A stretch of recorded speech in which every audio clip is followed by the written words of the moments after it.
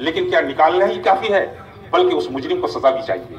उनको जेल की सुलाखों के पीछे होना चाहिए था। लेकिन दिल्ली जब बॉम्बे की पुलिस टीम पहुंची तो पहुंचने के बाद पता चला कि वो आउट ऑफ स्टेशन है, वहां से वो निकल चुकी है। तो मैं कहना चाहता हूं कि आखिर वो भारत के अंदर किसी कब्रिस्तान में नहीं है, किसी शमशान घाट में नहीं है, को जो है शह दे रही है। मैं कहता हूं कि किसी भी धर्म के खिलाफ हम और आप न बोलें, ये हमारी विनती है। और योगी जी के बारे में कहना चाहूंगा कि जब यूपी के नौजवानों ने प्रोटेस्ट निकाला और निकालने के बाद चाहे वो दिन जुमा का हो या संडे का, उससे मतलब नहीं है। हमें प्रोटेस्ट का हक भी दिया है, जहां हम राइट टू रिलीजन हमको हासिल है। कोई भी धर्म को कोई मान सकता है, उसकी आजादी हमें हासिल है। तो जब प्रोटेस्ट निकाला तो उन पर डायरेक्ट फायरिंग की गई। झारखंड के अंदर मुदस्सिर नाम के एक लड़के को पुलिस ने गोली चलाकर मार डाला। और यही नहीं, बल्कि सहारनपुर के कई लड़कों को जेल में इतना पीटा गया जिसकी कोई हद नहीं है। ये सब हुकूमत के इशारे पर हो रहा है। क्या वहां के डीआईजी और आईजी को मालूम नहीं है कि एक पुलिस ऑफिसर की क्या भूमिका होनी चाहिए? एक पुलिस ऑफिसर को क्या चाहिए? अगर उसे पता नहीं तो आए बंगाल और यहाँ के डीआईजी, यहाँ के पुलिस ऑफिसर से वो सबक सीखे कि यहाँ के लोग के साथ इनका व्यवहार क्या है और यहाँ के लोगों के साथ यहाँ के ऑफिसर्स किस तरह का सलूक करते हैं। वो दूध और पानी को अलग करना अच्छी तरह से जानते हैं। तो हद ये है कि हमारे नरेंद्र मोदी जी अगर आज अपनी जुबान को खोलें और इस सिलसिले में अगर कुछ कहें तो यकीनन ये बवाल रुक सकता है।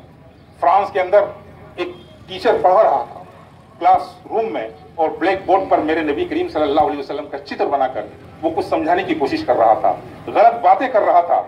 करते करते अचानक चेचेनिया का एक बच्चा उस क्लासरूम में, उसका शागिर्द था, उसका स्टूडेंट था, उसने जब देखा कि मेरे नबी के शान के खिलाफ बातें हो रही है तो वो चेचेनिया का अब्दुल्ला चेचेनिया उठा और उठने के बाद उसका सर कलम कर दिया। मारना था कि उसी भी गोली मार दी गई। बदला वसूल हो गया। टीचर ने अगर गलत किया तो उसके साथ जो है उसके शागिर्द ने भी गलत किया और जब शागिर्द ने गलत किया तो उसको गोली मार दी गई। मामला हिसाब किताब बराबर। लेकिन इसके बाद होता क्या है, फ्रांस की हुकूमत ने उस टीचर को मान और सम्मान के साथ ले जाकर उसे जो आखिरी क्रियाक्रम था वो किया और क्रियाक्रम करने के बाद जो प्रोफेट मोहम्मद सल्लल्लाहु अलैहि वसल्लम की चित्र था और जो उनकी स्टेचू को बनाया गया था उसे सरकारी इमारतों पर बनाया गया। और दुख की बात यह है कि हमारे प्रधानमंत्री ने यह जुमला कहा अपने मुंह से कि हम फ्रांस की हुकूमत के साथ में हैं। कम से कम अगर आप मेरे पक्ष में दो जुमला न बोल पाते तो मेरे विरोध में भी आपको कुछ नहीं बोलना था। तो मैं आज की इस सभा के अंदर जो छोटी सी सभा है, मैं ये कहना चाहता हूं कि अनेकता में एकता, मानव की विशेषता। भारत जैसा कल्चर किसी मुल्क में नहीं पाया जाता है। हर धर्म के लोग, हर कर्म के लोग यहाँ पर मौजूद हैं। हर कोई भाईचारगी का सबूत देता है और अगर भाईचारगी का न सबूत दे तो हाईवे पर चलना मुश्किल हो जाएगा। ऐसे आलम में हमारी और आपकी सबकी जिम्मेदारी बनती है कि हम आपस में मिलजुल कर रहें और ऐसे इन्हें हम सबसे बड़ा आतंकवादी और टेररिस्ट कहते हैं जो किसी भी लॉर्ड, किसी भी धर्म के गुरुओं के खिलाफ कुछ बोलता है।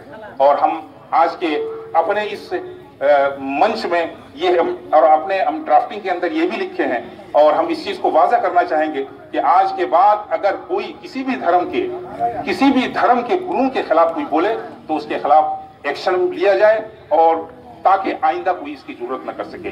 तो हम अपनी वक्तव्य को यहीं पर खत्म करते हैं और इस उम्मीद के साथ करते हैं कि हमारे इस अमल से यकीनन ये पैगाम हुकूमत तक पहुंचेगा और पहुंचने के बाद इसका कोई ना कोई रद्द-ए-अमल हमारे सामने आएगा।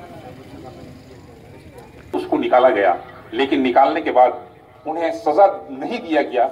ये हमारी मांग है कि उन्हें जेल की सुलाखों के पीछे होना चाहिए। और जहां जहां इन नौजवानों के साथ जो कुछ भी हो रहा है, आप 2-3 दिन से आप देखते होंगे कि अग्निवीर के नाम से पूरे भारत में क्या हो रहा है। नौजवानों को किस तरह से ब्लैकमेल किया जा रहा है। 4 साल की नौकरी, 4 साल की ट्रेनिंग के बाद 4 साल की नौकरी दी जा रही है। कहाँ कहाँ क्या हो रहा है।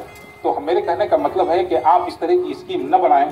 आप इस तरह का जिसका होमवर्क न किया हो आपने, जिसका आपने ट्यूशन न किया हो, मोहम्मद की हकीकत को कौन जान सकता है। मेरे आका ने तो, मेरे नबी ने तो यहाँ तक कहा था कि लम यारिफनी हकीकतन गैर रब्बी, मेरी हकीकत को खुदा के अलावा कोई नहीं जान सकता है। नुपुर शर्मा, तुम इस औकात के लायक नहीं हो, तुम्हारी हैसियत न है कि तुम मेरे नबी की औकात को समझ सको।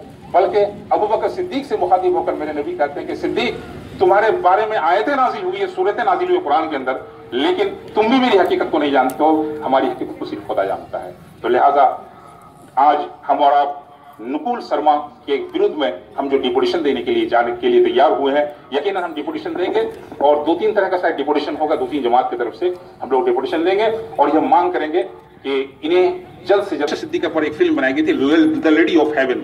हम इस तरह की फिल्मों की भी मजम्मत करते हैं और आइंदा कोई ऐसी जरूरत ना करे कि मेरे ने तो हम और आप यहाँ से कुछ देर के बाद निकलेंगे और जाएंगे वहां पर आईसी ऑफिस में और जाने के बाद फिर हम अपना जो है कंप्लेन जो लॉन्च करना है वो करेंगे। नुपुल मुर्दाबाद, नुपुल शर्मा मुर्दाबाद, नवीन जिंदल मुर्दाबाद, नवीन जिंदल मुर्दाबाद।